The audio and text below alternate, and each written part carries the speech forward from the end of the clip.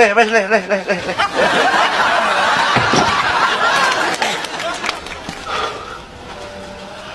Ya, dum sahur ya. Nggih. Besok nenek Pak No. Ya pokoknya kok nek tak kabari ya. Oke, matur suwun Pak No. Ya.